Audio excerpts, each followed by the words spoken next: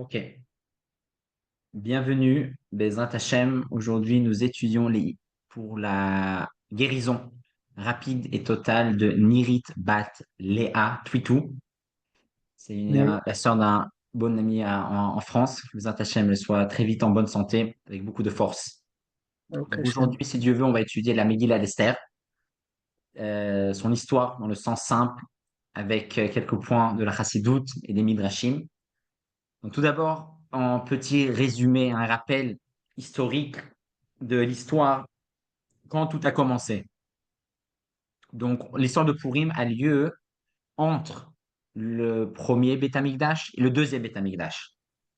On sait que le premier Beth Amikdash a été détruit environ l'année moins 442 par Nebuchadnezzar et de l'empire de Babylone.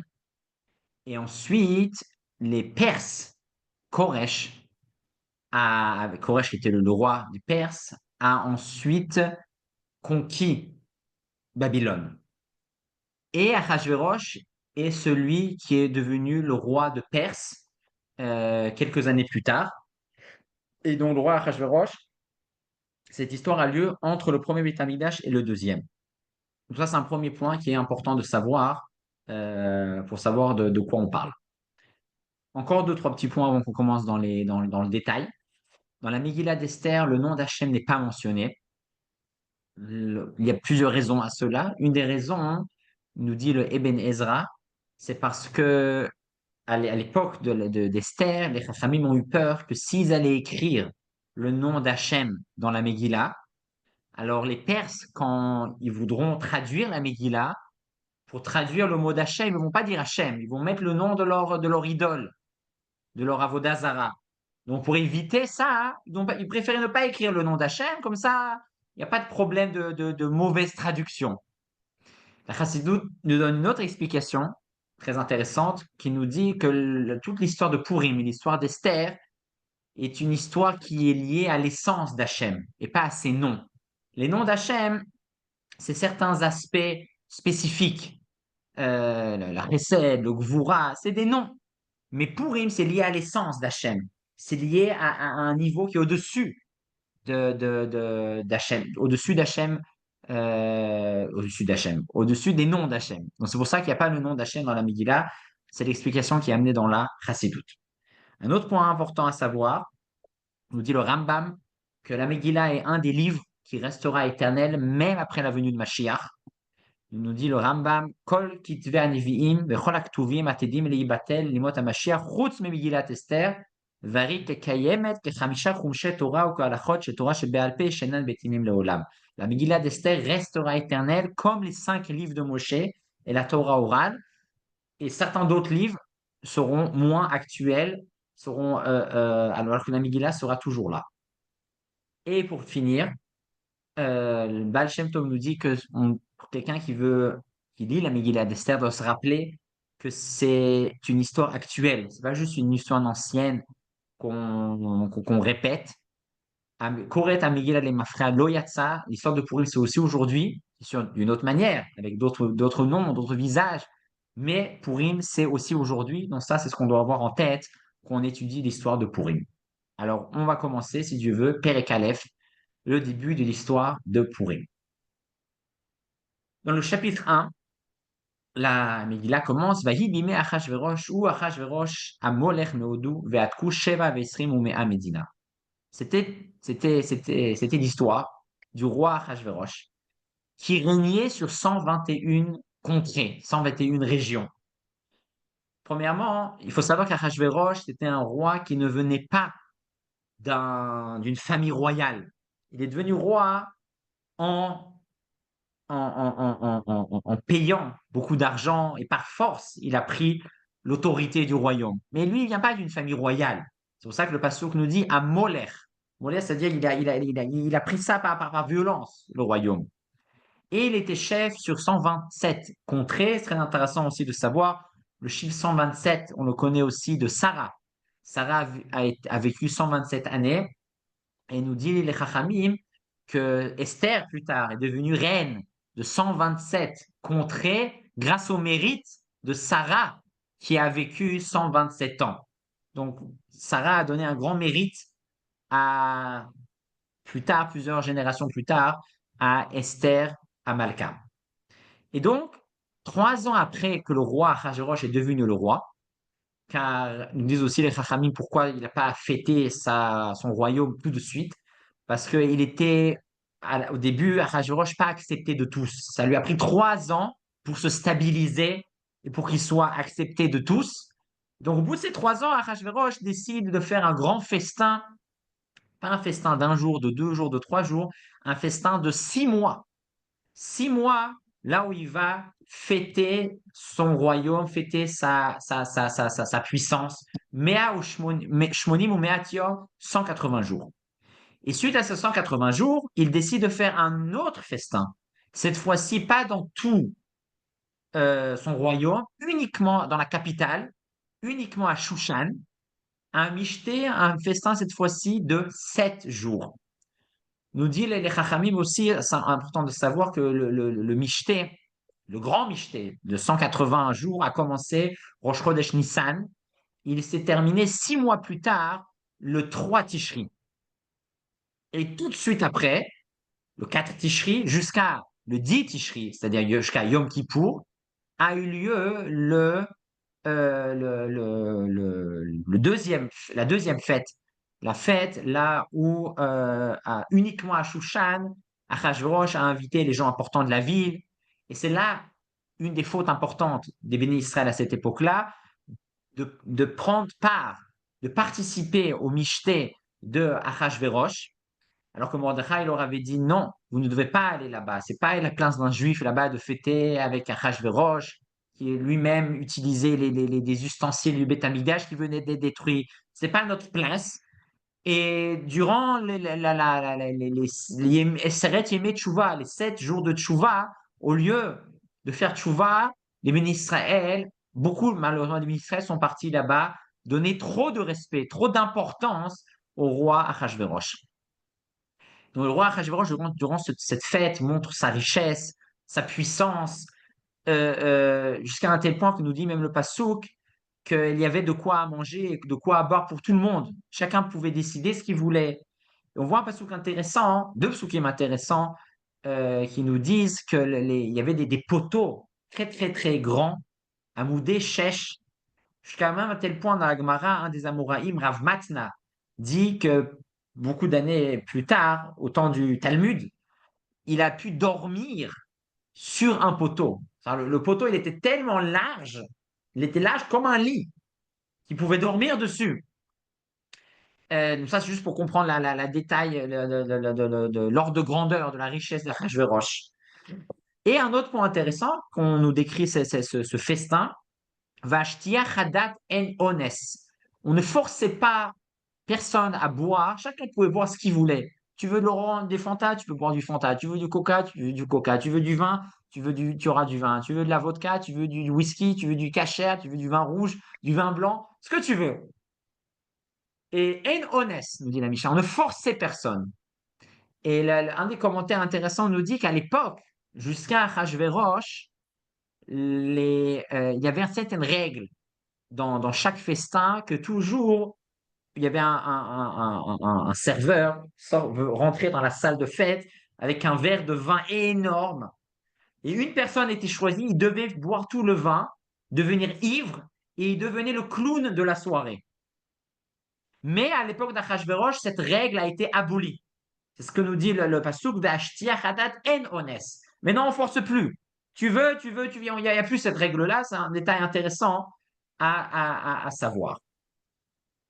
Au bout de 7 jours, 7 jours de festin à Shushan, le roi veut montrer sa force et veut montrer la beauté de sa femme. Il demande à sa femme, Léavi et Vashti Amalka Lifne Ameler Bechet Amalchut. Amenez Vashti avec la couronne du roi. Et quand il dit amener Vashti avec la couronne du roi, c'est vraiment au sens littéral, c'est-à-dire uniquement avec la couronne, sans aucun autre habit. Amenez-la sans habit, que avec la couronne. Et pour montrer sa beauté. comme on dit, les commentaires aussi nous disent, pendant ce festin, chaque ministre parlait de la beauté de sa femme, et la mienne, elle est comme ci, et la tienne, elle est comme ça. Et Achashverosh, il est rentré dans ce jeu, il a dit, ben moi, je vais vous montrer la mienne, comment elle est. Et Vashti refuse. Vashti refuse et dit, non, moi, je viens pas, c'est pas, j'ai pas à venir comme ça devant le roi et devant tout le monde, je viens pas. À ce moment-là, Memouchan, qui était Aman, un des autres noms de Aman, décide de réagir. Et il dit, on ne peut pas laisser ça comme ça. On ne peut pas ne rien faire. On doit tuer Vashti. Parce que si on ne tue pas Vashti, elle va montrer un mauvais exemple à toutes les femmes du royaume. Toutes les femmes vont commencer à dire, bah, la reine, elle dit non au roi. Alors moi aussi, je peux dire non à mon mari. Donc, on doit stopper ça. On doit montrer qui est le chef à la maison. C'est pas la femme, c'est l'homme. On va donc tuer Vashti. Et comme ça sera très clair pour tout le monde qui a le dernier mot. Et donc, Vashti est tuée. Achashverosh accepte le décret, l'idée, le conseil de Haman. Ça, c'est le chapitre 1. Chapitre 2. Achashverosh a donc plus de femmes. Et il dit, maintenant, il faut que je trouve une nouvelle femme. Donc, il demande à ses ministres de chercher une femme à la place de Vashti. C'est alors qu'on nous décrit la présence dans le royaume d'un certain Mordechai. Mordechai, nous dit le pasuk, Asher ogla mirushalayim imagola asher ogleta imichonia melech Yehuda. Mordechai venait de l'exil de Yerushalayim. Il venait de la tribu de Binyamin. Et il avait été exilé avec le roi Yechonia, le roi Joachim. Car c'est important de savoir, avant la destruction, 15 ans avant la destruction du Beth Amikdash, une grande partie des bénis Israël sont déjà partis, sont déjà sortis d'Eretz Israël en exil. Et Mordechai fait partie de ce groupe-là. Juste pour résumer brièvement le processus d'exil, malheureusement, de la destruction du premier Beth Amikdash, ça ne s'est pas tout fait en un jour. Il y a eu des étapes. Avant la destruction du Beth Amikdash, il y a eu plusieurs dates importantes c'est important de se rappeler. Donc déjà 15 ans, c'est énorme, 15 ans avant la destruction du Beth Amikdash, le roi Yehoiachim a déjà fait sortir une partie des ministres en galoute et Mordechai faisait partie de ce groupe. 15 ans plus tard, à l'approche de la destruction du premier Beth Amikdash, il y a plusieurs dates importantes à savoir. Il y a des dates connues. Le 10 Tevet, qui est le jeûne, à Sarah et Tevet, on jeûne, parce que c'est là où la ville de Yerushalayim a été fermée, a été assiégée.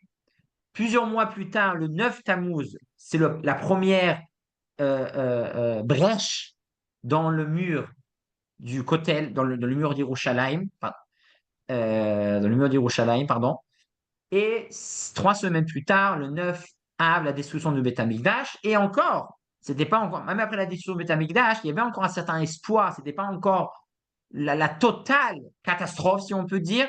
Mais le 3 Tishri, quand le dernier chef des Béné Israël, Gedalia ben Achikam, est décédé, là, c'était vraiment la fin et le début de l'exil officiel. Mais Mordechai, déjà de longues années avant, il était déjà en exil, il était déjà à Bavel, ou alors à cette époque-là, c'était déjà les Perses.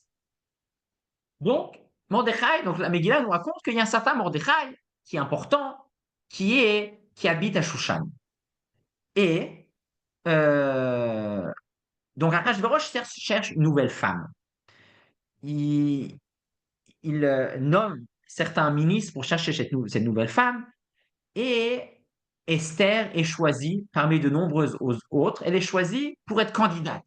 Tout d'abord, pas tout de suite pour devenir la reine, mais déjà être candidate potentielle que peut-être le roi voudra choisir. Et donc, chaque femme a 1 an de préparation avant d'aller chez le roi, dans des huiles, dans des parfums spécifiques. Et le test, si on peut dire, se passait comme ça. Il y avait une certaine maison où un certain harem, où les femmes qui n'avaient pas encore été avec Achashverosh habitaient. Et après que la femme avait passé un certain temps avec Achashverosh, elle passait dans une autre maison, là où les femmes avait déjà été avec Achashverosh. Et si Achashverosh avait décidé de rappeler quelqu'un, il pouvait à tout moment rappeler une certaine femme avec qui il avait déjà passé du temps. Et arrive le temps de Esther. Esther, évidemment, ne veut pas du tout devenir la reine, mais elle n'a pas le choix. On ne veut pas demander son avis. Elle a tout simplement été prise. Et au mois de Tevet, euh, lorsque le roi est roi déjà 4 ans, donc c'est intéressant de savoir, le début de la Megillah a commencé la 3e année d'Achashverosh, et là on est à la 7e année. Donc déjà 4 ans, depuis le début de la Megillah, 4 années se sont déjà passées. Au bout de ces 4 ans-là, donc ça fait déjà longtemps qu'il cherche une reine. Le roi Achashverosh dit c'est bon, je l'ai trouvé. J'ai trouvé la bonne, c'est Esther. Et il choisit Esther en tant que reine et il même choisit de faire une fête, Mishte Esther. Il fait une fête suite à sa décision, suite à la proclamation de la nouvelle reine. Il décide de faire une fête, le Mishte Esther, et il décide même de baisser les taxes afin que tout le monde va aimer Esther. Les gens vont payer moins, donc ils seront contents. Ils vont dire pourquoi on paye moins? Parce que maintenant il y a une nouvelle reine. Ah, super, elle est cool la reine. Grâce à elle, on paye moins. Donc, Achashverosh fait tout pour que les gens aiment Esther. Mais, en parallèle, Esther refuse toujours de dire d'où elle vient. Suite à l'ordre de Mordechai de ne pas dire qu'elle est juive et de ne surtout pas dire qu'elle vient d'une famille royale, car Esther venait de la famille de Shaoul. Et Mordechai lui a dit, si tu dis que tu viens d'une famille royale, tu vas augmenter les chances que le roi voudra te prendre. Parce que lui ne vient pas d'une famille royale. Et s'il va entendre que toi, tu es une reine, eh ben, il va vouloir te prendre. Donc, ne dis pas. Donc, Esther reste fidèle à cet ordre et ne dit toujours pas d'où elle vient. La Megillah, à ce moment-là, nous raconte une anecdote dans les coulisses, nous disant que Mordechai, un jour, écoute la discussion d'un certain Bigtan et d'un certain Teresh qui décident et qui essayent de planifier l'empoisonnement du roi Achashverosh. Et Mordechai parlait énormément de langues, jusqu'à un tel point qu'à l'époque, les Dayanim, les juges devaient parler beaucoup de langues, car lorsqu'on entend quelqu'un qui est accusé ou quelqu'un qui a une plainte, on doit parler sa langue. Quand on entend un interprète, on entend une traduction, on perd le sentiment de savoir est-ce qu'il dit la vérité, est-ce qu'il ment, est-ce qu'il est convaincu. Donc, les Dayanim, à l'époque, devaient parler beaucoup, beaucoup de langues. Et Mordechai parlait plus de 70 langues. Et donc, il a compris ce que racontaient ces deux personnes qu'ils essayaient d'empoisonner Achashverosh. Et donc, tout de suite, il répète ça à Esther, et Esther répète ça à Achashverosh, et tout de suite, Achashverosh décide de pendre Bigtan Vateresh pour tentative de meurtre, tentative de tuer le roi. C'est ainsi que termine le chapitre 2. Chapitre 3, Achashverosh a donc une nouvelle femme, Esther, et a aussi failli être tué. Des gens ont essayé de le tuer. Et nous dit les commentaires que d'une certaine manière, Hachverosh est devenu un petit peu parano. Il croyait que tout le monde voulait le tuer. C'est pour ça aussi, on va voir plus tard que c'était très compliqué d'atteindre Hachverosh. On ne pouvait pas aller le voir sans rendez-vous. C'est seulement si lui vous avait proposé de venir. On ne peut pas, même pas demander. Si quelqu'un il demande, ça ne lui plaît pas, il peut vous tuer sur place. Parce qu'il avait très peur qu'on veut le tuer. Et donc, il restait presque enfermé dans sa chambre tout le temps. Mais il faut bien que quelqu'un règne, il faut bien que quelqu'un soit accessible et soit en contact avec le peuple. C'est pour cela, au début du chapitre 3, qu'il nomme Aman. Il nomme Aman vice-roi, comme quoi c'est lui qui sera le numéro 2, et Achashverosh donne énormément de force à Aman.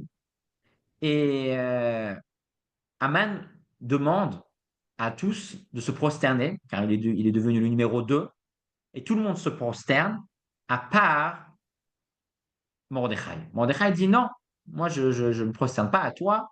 Tu n'es pas mon Dieu. Et en plus, tu as une sorte de chaîne avec un Dieu, une idole autour de ton cou. Je ne me prosterne pas. Moi, je ne rentre pas dans ton jeu. Et Aman est très touché de ça. Il est très, on va dire, oui, très touché de ça. Et donc, il décide de s'en prendre non seulement à Mordechai à titre personnel, mais à tout son peuple. Il dit, tu vas voir, tu ne veux pas te prosterner à moi, tu vas voir ce qui va se passer. Et de là, on voit aussi quelque chose, le syndrome Aman. Chassidut dit, c'est quoi le syndrome Aman? C'est quand, Baruch Hashem, 99% va bien. Aman, il y avait toute la planète qui se prosternait à lui. Il y a juste une personne qui ne s'est pas prosternée à lui, il a fait de ça un scandale. Et nous aussi, on a ça des fois, on a le Aman qui est en nous.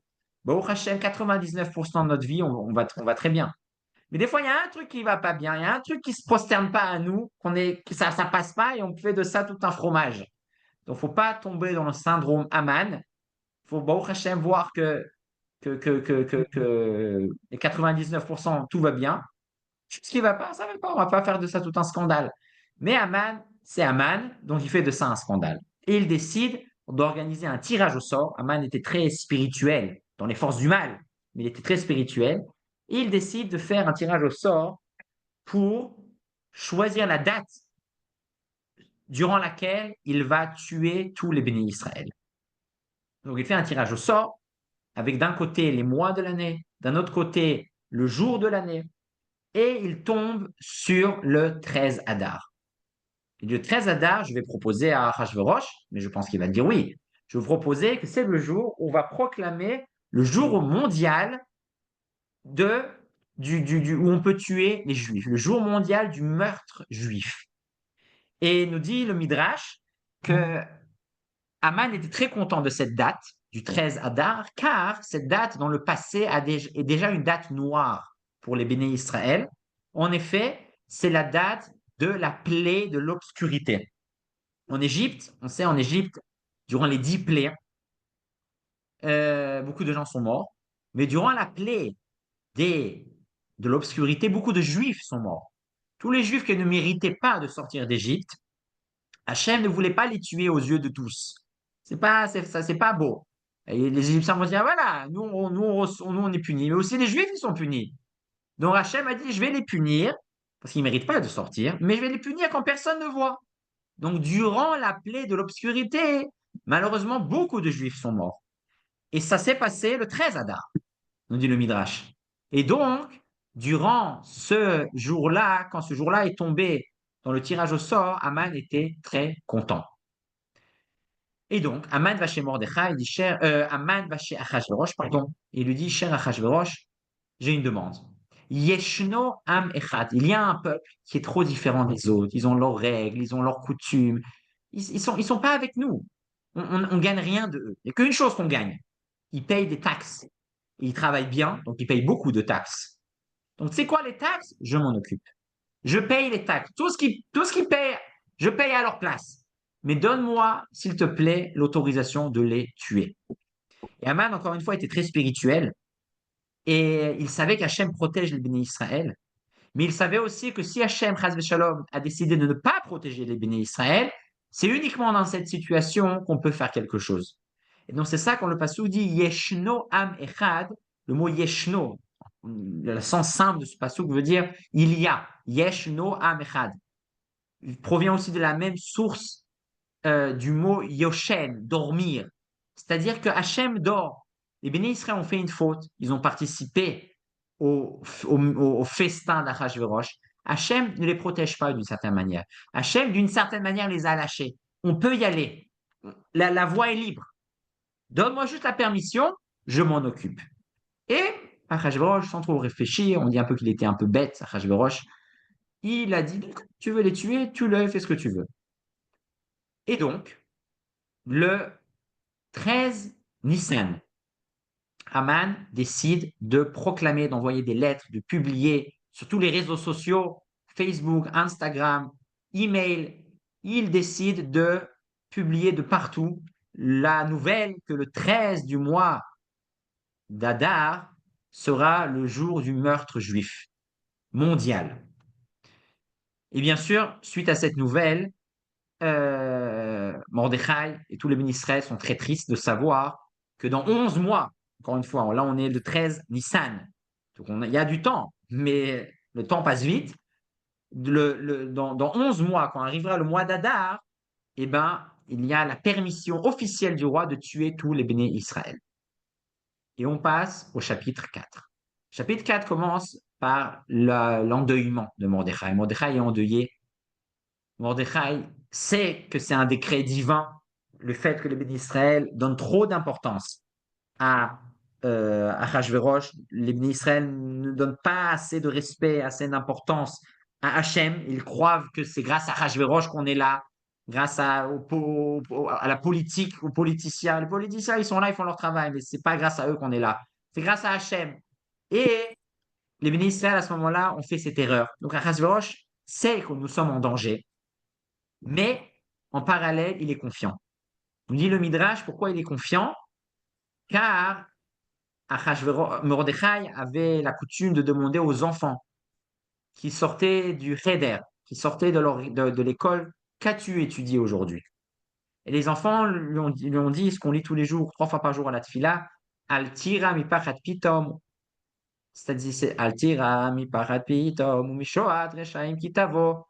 Premièrement, c'est le passouk de Michelet, là où Shlomo Ameler dit, n'aie pas peur de l'obscurité de tes ennemis. Donc, quand Mordechai a entendu ça, wow, c'est bon signe. Quand les enfants ils disent ça, c'est pas pour rien, c'est un signe du ciel. Faut pas avoir peur.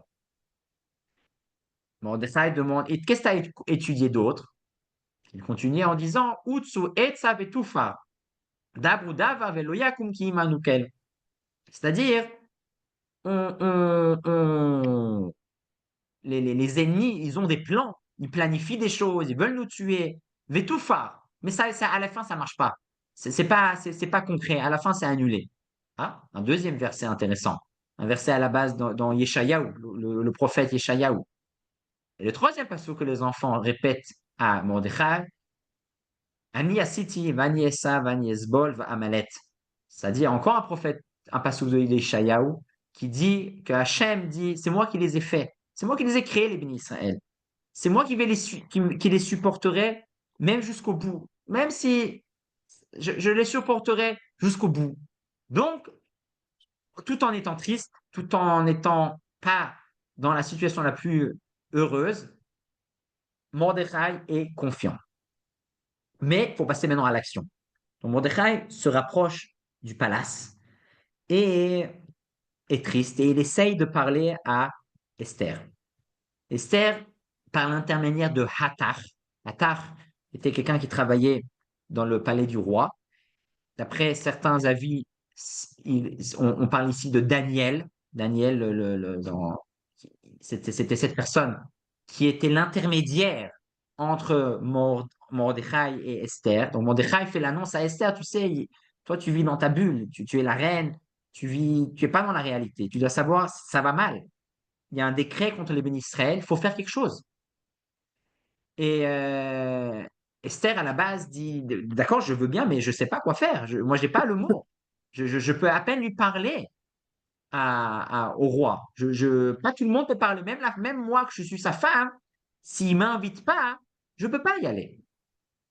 Et donc, Mordechai dit à Esther, tu ne peux pas rester inactive. Tu es obligé. Si tu es arrivé à ce poste, c'est qu'Hachem veut quelque chose de toi. C'est que tu dois faire quelque chose. Donc, je t'en supplie, va lui parler. Esther accepte la demande de Mordechai à une condition. Elle dit, s'il te plaît, Mordechai, j'ai juste une demande. Oui, je vais aller lui parler, je vais essayer de faire quelque chose, mais please, s'il te plaît, jeûne, toi et tous les bénéficiaires durant 3 jours.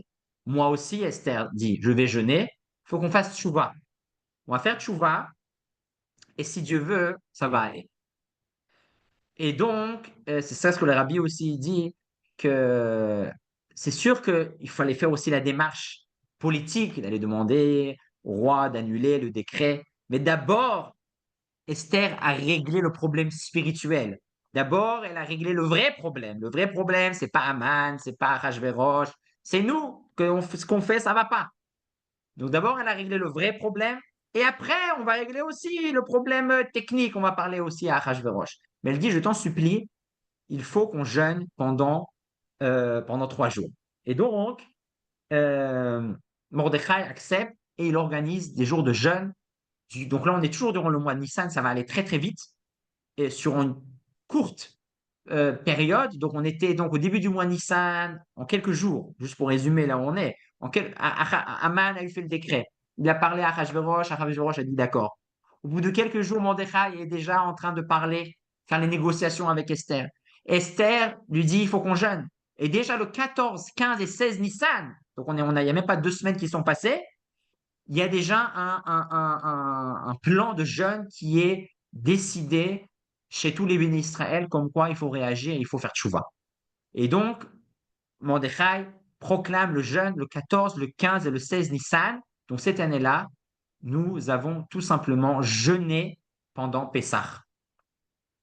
Et c'était donc une exception, mais nous n'avons pas célébré le Seder. Le troisième jour, après 3 jours, donc après ces 3 jours de jeûne, Esther prend son courage et se rapproche du bureau, de la chambre du roi. Et encore une fois, c'est très dangereux. Le roi, encore une fois, est parano. Le roi croit que tout le monde veut le tuer. Il peut, à n'importe quel moment, si ça ne lui plaît pas, s'il a d'un minimum de doute, il tue tout le monde, inclus sa femme. Il n'a pas peur. Et elle y va quand même. Et elle trouve grâce aux yeux de Achashverosh. Nasa chen be'enav. Et Achashverosh lui demande, chère reine, chère Esther, que veux-tu? Esther lui dit, je ne peux pas te dire tout de suite. Mais, s'il te plaît, je voudrais ce soir, toi, qu'on convoque Aman et qu'on mange un repas de fête, toi, cher roi, moi, la reine, et Aman. Voilà, c'est ma demande. Si c'est possible, on va commencer comme ça. Alors, je dis, ok, tu veux. On va manger ce soir, pas de problème. Aman est convoqué. Et Aman est très fier. Aman est fier qu'il va manger avec le roi et la reine. C'était même que lui, il était le numéro 2. Il ne mangeait pas avec le roi et la reine dans leur salon privé. Donc, encore une fois, ça augmente l'ego de Haman qui se prend déjà, il se prenait pour un dieu, mais là, il se prend pour un super dieu. Et Haman, à la sortie avant la sortie du repas, pardon, durant le repas, donc, je dis à Esther, d'accord, alors qu'est-ce que tu veux? Dis-moi, tu voulais me dire quelque chose d'important. C'est pas, tu ne veux pas juste passer du bon temps avec moi et Aman à manger un steak. Esther dit, demain, s'il te plaît, demain, on remange. Toi, Aman et moi, on refait, là, j'en parlerai. Rajverosh perd un peu patience. Pourquoi tu ne veux pas me dire? Mais bon, tu es la reine, je te respecte. D'accord. Demain. Demain. Donc Esther, Aman rentre chez lui à la maison, très fier. Il a mangé chez le roi et la reine. Non seulement ça, il est invité aussi demain soir. Il est au top de l'orgueil. Et en route, qui il rencontre? Mordechai. Encore le même Mordechai. Et encore une fois, le même Mordechai ne se prosterne pas. Et donc, la colère d'Aman grandit par le fait qu'il avait déjà décidé et il a déjà envoyé le décret qui va tuer tous les bénis Israël. Mais là, c'est plus. Là, il dit, je ne peux pas attendre 11 mois. Avant qu'arrive le mois d'Adar, je veux m'occuper de Mordechai en privé. On va faire quelque chose. Il rentre à la maison ce soir même et il en parle de ça avec sa femme Zeresh. Et sa femme lui dit, qui était très cruelle, lui dit, tu sais quoi, j'ai une idée. Demain, de toute façon, tu es réinvité demain soir chez le roi. Tu vas lui dire, voilà, de toute façon, tout ce que tu demandes au roi, il dit oui. Il est un peu bête, ce Achashverosh. Demande-lui une autorisation spéciale pour tuer Mordechai. Mordechai ne respecte pas les lois, comme quoi tout le monde doit se prosterner à toi. Il est passif de mort, il va dire oui, il n'y a aucun problème. Donc, Aman dit, tu as raison, je vais faire comme ça. On va même préparer déjà l'arbre pour pendre Mordechai. On va juste attendre l'OK du roi. Et demain matin, de toute façon, je vais lui reparler. Je lui demande comme quoi est-ce qu'on peut tuer Mordechai. Et on va en finir avec ce Mordechai parce que ce Mordechai, il m'énerve. Et là, dans le chapitre 6, commence, là, il est cette nuit-là. Donc, quelle nuit-là? Donc là, on a encore, chaque heure est critique. Au début, les premiers chapitres de la Megillah, on passe d'année en année. En 3 minutes, il y a 4 ans qui sont passés. Et là, ça va très vite. Le, la première nuit est passée, le premier repas est passé. Aman est rentré chez lui. Et maintenant, il veut retourner le lendemain pour demander la permission de tuer Mordechai. Mais avant ça, durant la nuit, entre le premier festin et le deuxième festin, le roi n'arrive pas à dormir. Plusieurs raisons. Premièrement, la raison simple, le roi ne comprend vraiment pas pourquoi la reine Esther ne veut pas lui dire. Et ça le perturbe. Il se dit peut-être je suis pas peut-être je suis pas correct. Peut-être pourquoi on me cache des choses. Pourquoi peut-être j'ai pas rémunéré un jour le salaire de quelqu'un. Et c'est pour ça que d'ailleurs pendant cette nuit, on lui raconte une histoire dans le livre des chroniques, dans le livre des anciens faits. On lui raconte qu'un jour, Mordechai avait sauvé la vie du roi il y a plusieurs années, car il y avait eu une tentative d'empoisonnement par Bigtan et Teresh. Et c'est une des histoires, une des anecdotes qu'on lui raconte. Et Achashverosh demande, mais est-ce que ce Mordechai a été rémunéré? Il a reçu quelque chose grâce à ça? Et les gens lui disent non, il n'y a pas marqué dans le livre. Je pense pas. Il n'a rien reçu. Et c'est là que Achashverosh, durant cette nuit où il était perturbé, se dit, mais c'est pas normal, il faut que je lui donne quelque chose. Il me dit, tu sais quoi, je vais demander à mes ministres comment je pourrais rémunérer, comment je pourrais donner une récompense à ce Mordechai. La Chassidut d'ailleurs explique que lorsque, durant cette nuit, le sommeil du roi a été perturbé, il n'arrivait pas à dormir, pas seulement parce que voilà, il ne savait pas ce qui se passait, il était un peu perturbé, Esther ne lui dit pas, qu'est-ce qu'elle veut lui dire, la Chassidut nous dit que durant cette nuit-là, Hachem, le roi, Hachem, pas Achashverosh, Hachem s'est réveillé. Et Hachem a eu pitié des bénis Israël. Et c'est là que le miracle, d'une manière plus ouverte, a commencé. Et donc, euh, Aman, Aman arrive en direction du roi. Le lendemain, donc il s'est réveillé. Aman, le matin même, première heure, il arrive et il dit, voilà, cher Achashverosh, j'ai une demande, je sais que ce soir on se voit au festin avec ta femme, merci beaucoup encore une fois, mais juste une demande, juste aujourd'hui, là, euh, je voudrais, avant même, excusez-moi, avant même que il puisse parler, Aman donc était en direction de Achashverosh pour lui demander de tuer Mordechai. Donc il était dans la cour, il est appelé dans la chambre du roi, et avant même que Aman ouvre sa bouche, le roi lui demande, Aman, toi tu es mon conseiller numéro un, qu'est-ce que tu aurais fait à quelqu'un qui a sauvé, à quelqu'un qui le roi voudrait vraiment donner une belle récompense? Qu'est-ce que tu lui aurais fait? Aman est persuadé qu'il parle de lui-même. Il est persuadé que Achashverosh veut donner un grand cadeau à Aman. Donc il se dit, ouais, je pense que si le roi veut vraiment rémunérer et donner de l'honneur à quelqu'un, il faudrait lui faire une petite promenade dans les rues de Shushan, sur un cheval, sur le cheval du roi, avec les habits du roi. Je pense que ça, c'est une belle récompense. Et donc, suite à ce conseil, je dis, ben, merci pour ton conseil. Ben, grâce à ça, je te demande, s'il te plaît, d'aller chercher Mordechai, qui, il y a plusieurs années, m'a sauvé la vie et je ne l'ai jamais récompensé. Donc, je veux le récompenser maintenant. Aman devient blanc. Aman ne comprend pas ce qui se passe.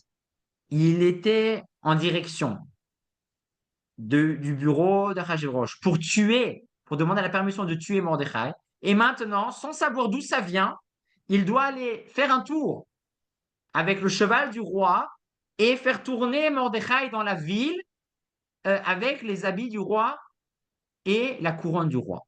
Mais il n'a pas le choix. Il n'a pas le choix. Et donc, c'est ce qu'il fait.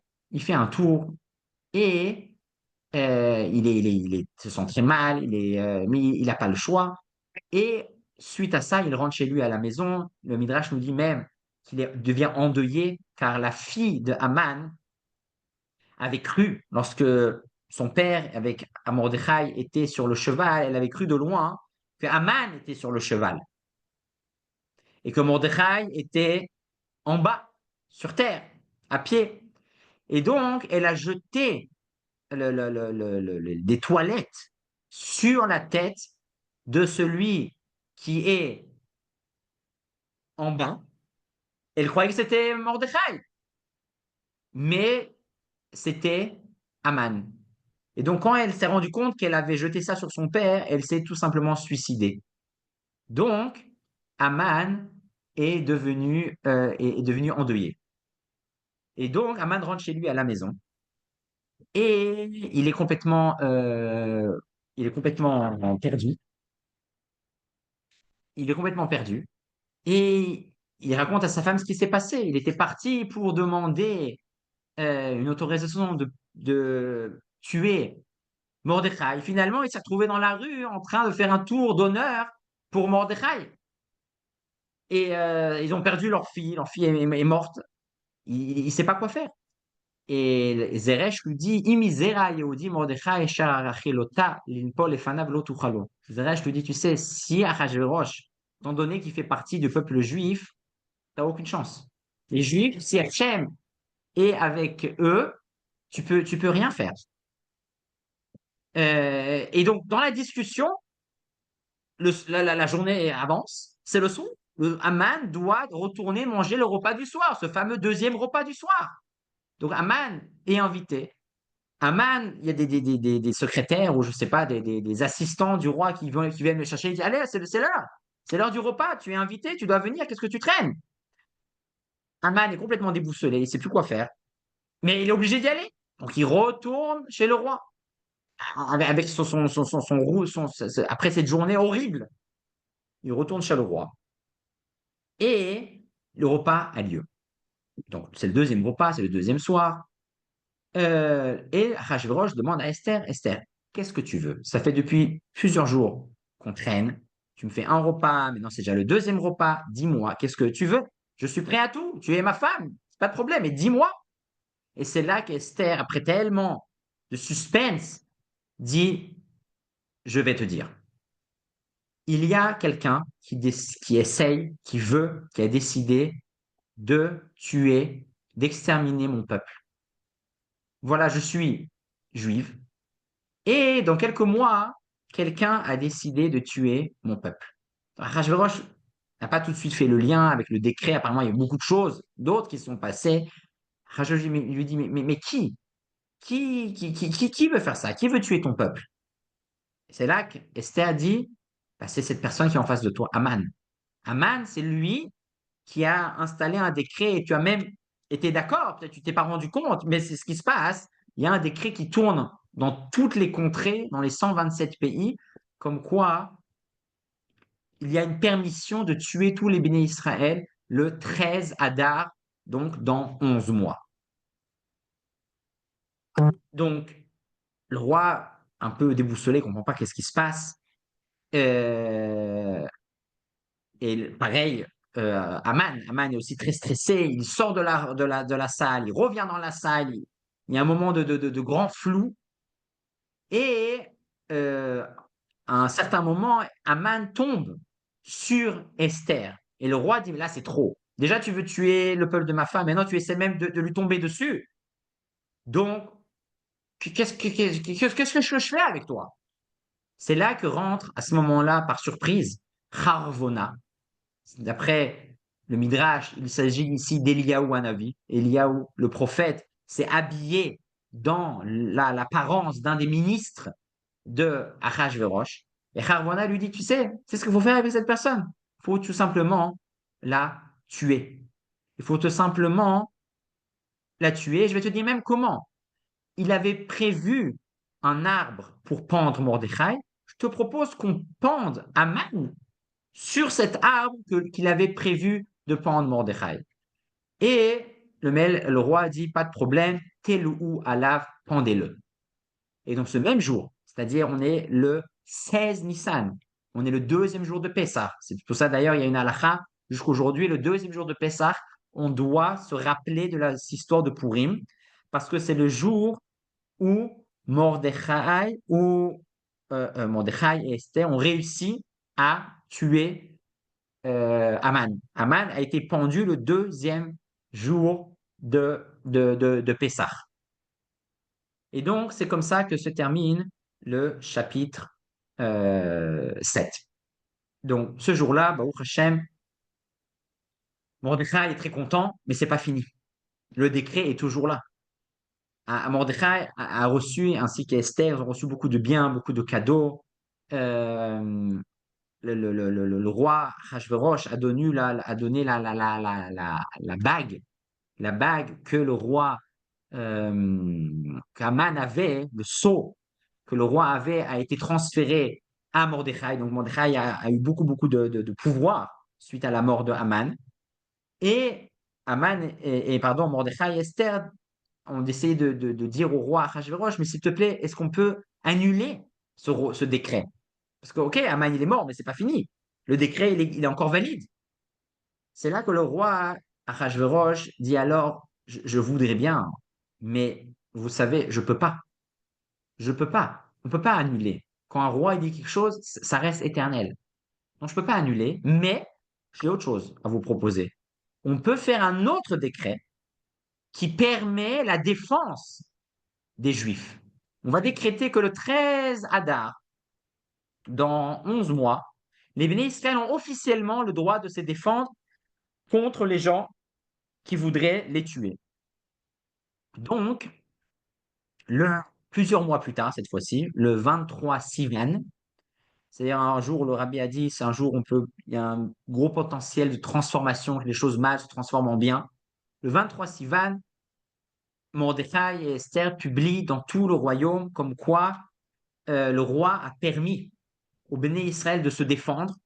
On a le droit de se défendre activement et de tuer toute personne qui voudrait nous attaquer. C'est alors que donc le jour, les mois passent et le fameux 13 Adar arrive et la fameuse guerre civile arrive.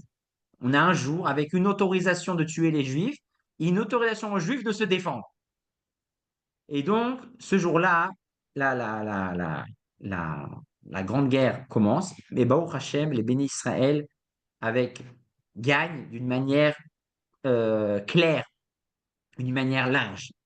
Nous, nous, donc, ce fameux 13 Adar nous raconte la Megillah que sont morts tout d'abord 500 juifs à Shushan, ainsi que les 10 enfants de Haman qui ont été aussi pendus. Et à part cela, sont aussi morts 75 000 personnes. Donc 75 000 ennemis des bénis Israël sont morts ce jour-là. Après, donc ce jour de guerre, Esther et Mordechai demandent une dernière autorisation au roi. Ils demandent, s'il vous plaît, cher roi, on voudrait encore un jour de guerre. On doit faire du nettoyage jusqu'au bout. On voudrait, juste pour la ville de Shushan, encore un jour où on peut se débarrasser de nos ennemis. Est-ce que c'est bon? Et Achashverosh a dit oui, pas de problème, je vous donne la possibilité. Et donc, à Shushan, la guerre était non seulement le 13 Adar, mais aussi le 14 Adar. Et donc, c'est uniquement le 15 Adar à Shushan. Donc, il y a un jour de décalage. C'est pour ça que jusqu'aujourd'hui, les villes avec des murailles autour ont fait Purim un jour en décalage suite à ce jour en plus de guerre, uniquement pour la ville de Shushan. Et ce jour-là, sont morts encore 300 ennemis des Béné Israël. Et donc, suite à ça, Mordechai et Esther ont tout d'abord demandé aux Chachamim d'écrire la Megillah et de la rendre publique et instaurer le jour de Purim à l'éternité, jour de fête, pour se rappeler le grand miracle, le grand retournement de situation. Et dans le dernier chapitre, Mordechai est devenu très très important dans le royaume d'Achashverosh. Achashverosh d'ailleurs a demandé aussi de payer certaines taxes, nous dit les commentaires, car il voulait savoir s'il était encore populaire, bien que tellement de gens sont morts et Aman il est mort, c'est un grand chamboulement. Achashverosh voulait être sûr qu'il était encore populaire, donc voulait savoir est-ce que si je demande de l'argent, les gens, est-ce qu'ils vont être d'accord, pas d'accord. Il voulait voir leur réaction. Et donc, Achashverosh a reçu un poste très très important. Il nous dit même le Midrash que Mordechai a vécu très très longtemps et il a eu même eu le mérite de rentrer plus tard à Yerushalayim avec le deuxième Beth Amikdash avec le deuxième Beth Amikdash et de construire le deuxième Beth Amikdash. Avant de terminer, on va juste résumer très brièvement ce qu'on a étudié aujourd'hui, les points brefs de la Megillah, Bezrat Hashem. Donc, on a vu tout d'abord, chapitre 1, 3 ans après que Achashverosh est devenu le roi, il organise 2 fêtes. Une fête de 180 jours pour tous les pays. Une fête de 7 jours uniquement à Shushan, qui a eu lieu d'ailleurs les 7 jours de Teshuvah. Le dernier jour, le jour de Yom Kippour, il demande à sa femme Vashti de venir uniquement avec une couronne. Vashti refuse. Elle est tuée, elle est mise à mort pour ne pas montrer de mauvais exemples dans tout le royaume, comme quoi une femme peut dire non. Suite à ça, Mordechai sauve, entre parenthèses, la vie du roi en rapportant à Esther comme quoi Bigtan et Teresh avaient essayent de tuer, d'empoisonner le roi. Et donc, Achashverosh se retrouve sans femme. Il cherche une nouvelle femme. Esther est choisie et elle devient la reine 4 ans plus tard. 4 ans plus tard, après le début de l'histoire de la Megillah, après ces fameux michtés, Esther devient la reine. Et Aman aussi devient le vice-roi, étant donné que Achashverosh a entendu qu'on voulait le tuer, il devient un peu parano. Et il croit que tout le monde veut le tuer. Il nomme Aman que c'est lui qui sera au contact des gens. Achashverosh préfère rester euh, dans sa chambre. Suite à ça, Aman il se prend pour un dieu, tout le monde va se prosterner à lui, et Mordechai refuse. Et donc, suite à ça, Aman dit, il va voir ce que ça veut dire de ne pas se prosterner à moi, je vais le punir lui et tout son peuple. On va faire un tirage au sort, et le jour qui tombe, on va tuer tout son peuple. Et durant le mois de Nissan, le, le tirage au sort est fait, et le 13 Adar est choisi pour tuer les béné Israël. Aman va chez Achashverosh pour avoir le hockey d'Achashverosh pour tuer les bénis Israël dans 11 mois. Et Achashverosh, sans trop réfléchir, lui dit d'accord, pas de problème, tu as mon hockey, tu peux y aller. Suite à ça, tout va très vite. On est toujours dans le mois de Nissan. Il y a eu le tirage au sort, il y a eu le hockey de Achashverosh. Mordechai est endeuillé. Mordechai demande à Esther d'aller parler. Esther n'est pas tellement motivée, mais finalement, elle l'accepte. Mais elle demande qu'on jeûne le 14, le 15 et le 16 Nissan. Donc, quasiment durant Pessah. On jeûne et Esther prend son courage de demain et va voir le roi. Elle va voir le roi et lui dit, je voudrais manger avec toi ce soir et Aman. Je ne comprends pas très bien pourquoi. Si tu veux, pas de problème. Il mange, premier repas. Qu'est-ce que tu veux? Dis-moi. Esther lui dit, non, je ne peux pas maintenant. Demain. Demain, on refait encore un repas. D'accord? La nuit entre le premier repas et le deuxième repas, Achashverosh n'arrive pas à dormir. Il lit dans le livre des histoires, des chroniques de son royaume, qu'un jour, un certain Mordechai, il y a longtemps, lui a sauvé la vie. Et il n'a rien reçu. Donc il dit, ça ne va pas, faut qu'on lui donne quelque chose. Et donc, Aman en route pour Aman, qui était, après le premier repas, était rentré chez lui, très fier, voilà, je mange avec le roi, avec la reine, je suis le big boss. Et encore une fois, Mordechai ne veut pas se prosterner à lui. Et donc, suite au conseil de sa femme Zeresh, il veut tuer cette fois-ci. Mordechai, avant le 13 Adar, il ne va pas attendre tellement longtemps. Il veut tuer, il veut se débarrasser de Mordechai. Et donc, sa femme lui dit, voilà, demain, de toute façon, tu vas lui parler. Vas-y, demain matin, tu vas demander à Achashverosh une autorisation. En allant demander l'autorisation, avant qu'il ne demande l'autorisation, Achashverosh lui dit, c'est quoi, qu'est-ce que tu aurais fait à quelqu'un qui doit recevoir une grande récompense?